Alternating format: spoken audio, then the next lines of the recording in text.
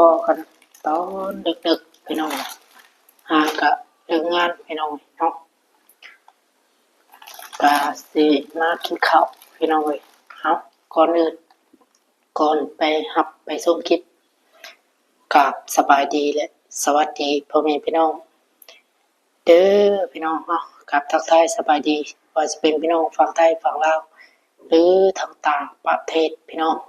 กับสบายดีกันเบิดสุขทุกคนพี่น้องเลยก็ยินดีต้อนรับเข้าสู่ช่องของบาเรตบ้านนาอีกคือเก่าพี่น้องเลยเนาะเก่าคือเดิมพี่น้องเก่าสิ่งเดิมสิ่งเก่าสิ่งเคยพี่น้องนี่ก็มากินข้าวคือเก่าพี่น้องตอนดึกๆพี่น้องหากเลิกงานพี่น้องตี 1:30 นาทีแล้วพี่น้องสมากินข้าวนี่พี่น้อง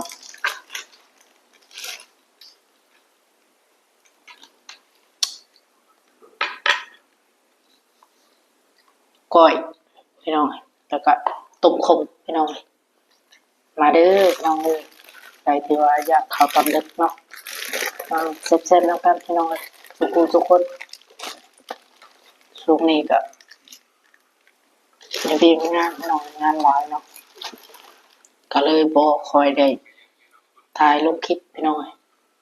ขอโทษขออภัยหลายๆเด้อพี่น้องใครที่ว่าบ่กินดิบเนาะ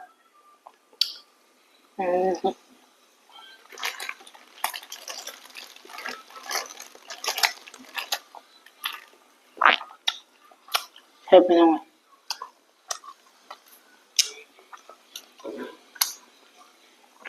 มาเด้อพี่น้องเด้อเนาะข้าวทำกันพี่น้อง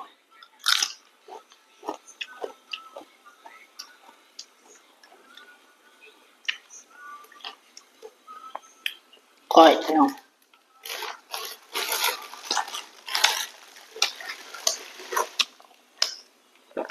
ต้มขมพี่น้อง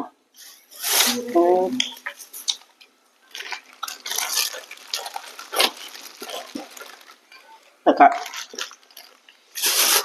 มีข้าวเหนียวนะพี่น้องต้มขมข้าวเหนียวเข้ากันน้ำลับพี่น้อง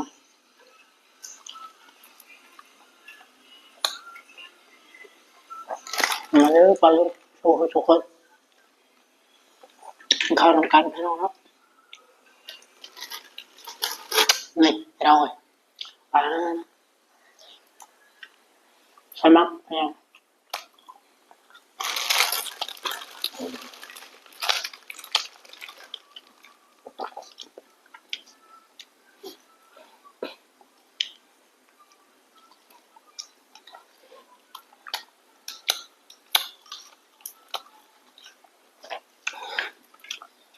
ยิงกับเมียพี่น้องเป็นหากันเลยงานเนาะแล้วก็เลยถ่ากินพร้อมเพิ่นมื้อนั้นเลยเที่ยงคืนถึงเลิกตี 1พี่น้องเพราะว่าช่วงนี้งานมันหลายพี่น้องเอ้ยเนาะก็เลย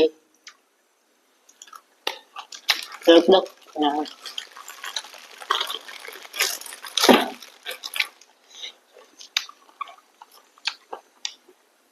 แต่ละมื้อเที่ยงคืนพี่น้องเดือนนี้น่าจะหมดเดือนพี่น้องเพื่อมาจนฮอดปีใหม่กันแหละเนาะ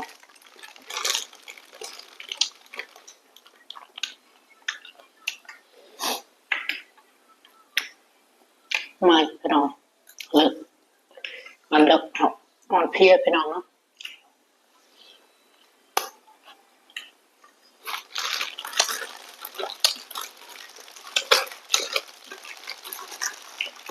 จะได้ก็พักเป็นกำลังใจให้บ้านแห่งนี้เด้อพี่น้องเอ้ยเนาะเพื่อมีการ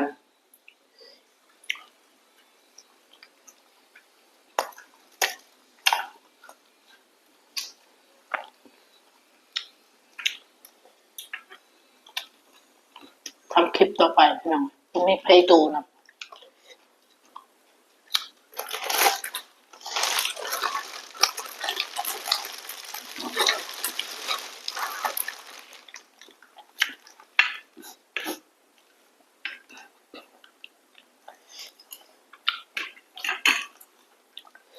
มาเด้อปลาลุงกินข้าวน้ำกันเนาะ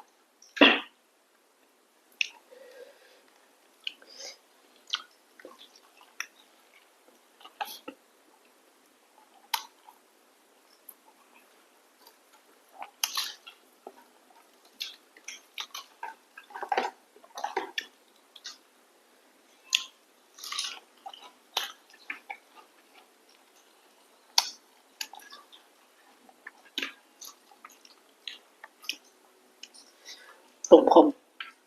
น่าเลย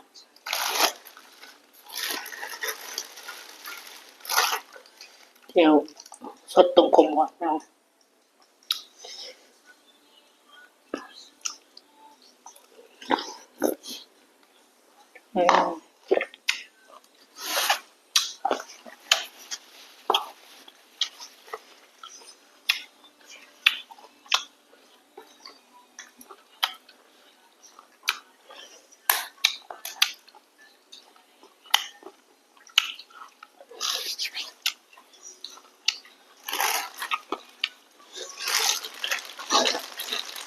คักๆพี่น้อง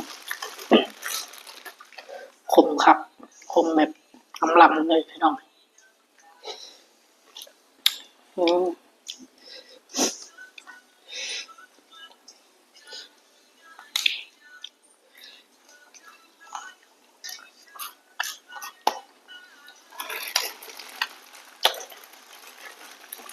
พักแก้มพี่น้อง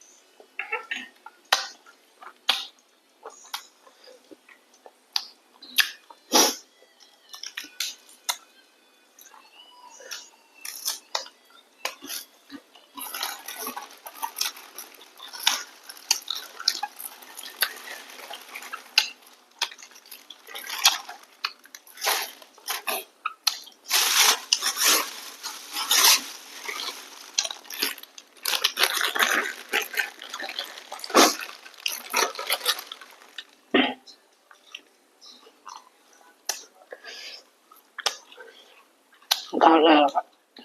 นอนนอนพักผ่อนเอาแห้งมือลุยงานต่อไปหน่อยเนาะ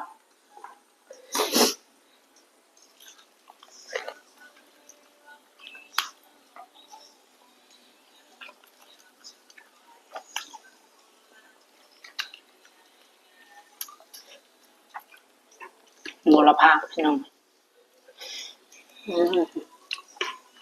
หมดเท่านั้นพี่น้องเนาะบุรพากับก้อย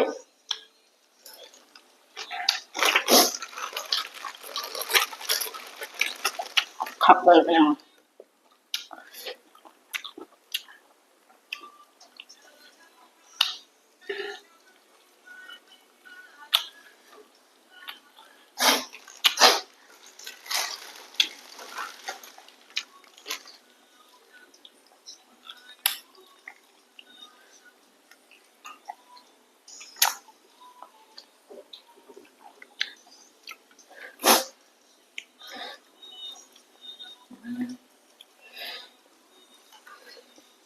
ขับขมลำๆเลยพี่น้อง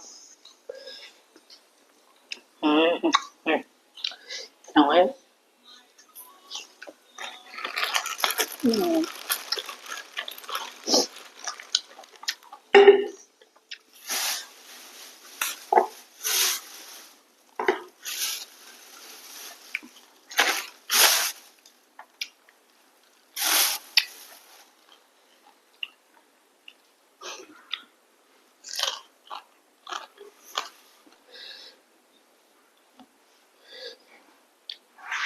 พี่น้อง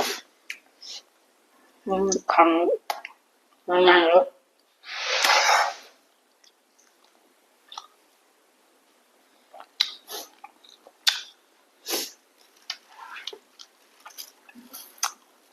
เสร็จแล้ว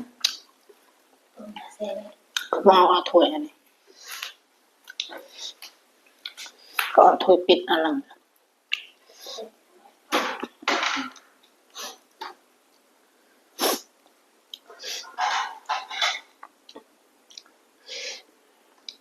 นี่พี่น้องอืม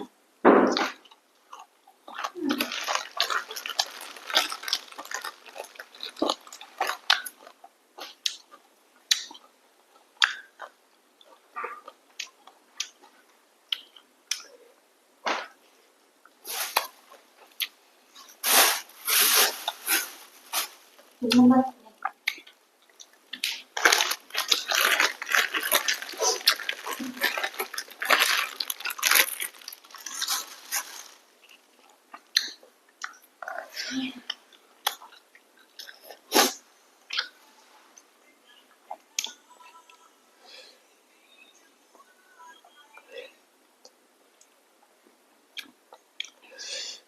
อืมวางพี่น้องนี่อืมปักมาคิดพี่น้องเลย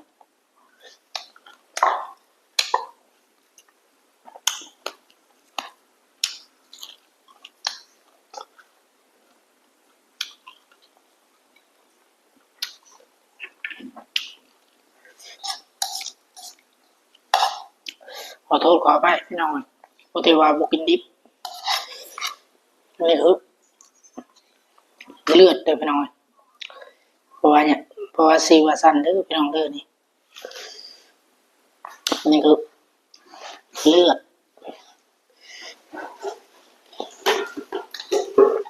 อืม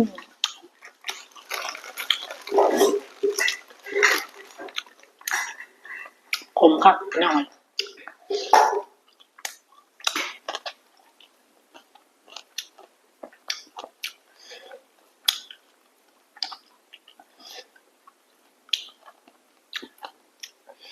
อืม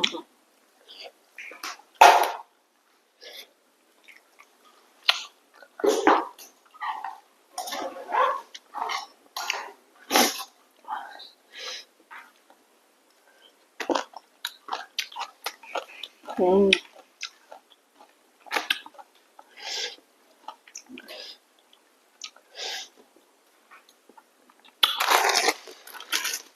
เผ็ดพี่น้อง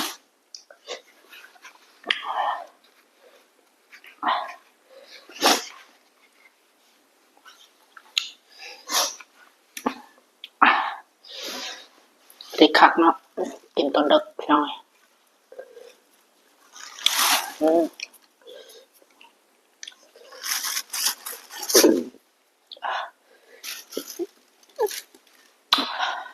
คือพี่น้องขอโทษขอไป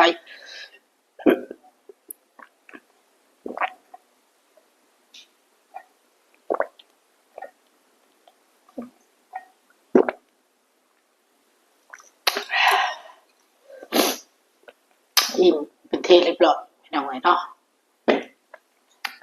กาสิขอตัวลาจบคลิปพี่น้องเนาะถึงใดกาฝากกดไลค์กดแชร์กดติดตามเพื่อเป็นกำลังใจการทำคลิปต่อไปเด้อพี่น้อยเนาะครับสำหรับผู้ใหญ่ใจบุญทุกท่านที่ผู้เพิ่นยังบ่ทันได้เข้ามาติดตามพี่น้องก็เข้ามาติดตามรับชมเป็นกำลังใจให้ในเด้อพี่น้องเด้อเนาะนี่แหละการใช้ชีวิตอยู่เมืองกรุงพี่น้องเนาะทางมนุษย์ก็สู้ต่อไปนั่นแหละพี่น้องเนาะเพื่ออนาคตข้างหน้าว่าฉันจะพี่น้องนี่เด็กสู้ออกไปพี่น้องก็เขาก็เลือกพี่น้องไว้กินมื้อเนาะเดี๋ยวมื้อ เอากินตอนเช้าก็ได้อยู่เอาโอเคพี่น้องเอ้ยเนาะจังใดก็อย่าลืมฝากกดไลค์กดแชร์กดติดตามเป็นกำลังใจให้หน่อยเด้อพี่น้องเด้อที่สำคัญมื้อนี้ก็ขอบุญขอบคุณ FC ที่รักเพลงบรรยายใจบุญทุกทานเนาะว่าสิเป็น FC ใหม่หรือว่า FC เก่าเนาะผู้ที่ว่าเพิ่นยังบ่ทันได้เข้ามาติดตามก็เข้ามาติดตามได้เด้อพี่น้องเด้อเนาะขอบุญขอบคุณหลายๆอยู่ดีมีแรง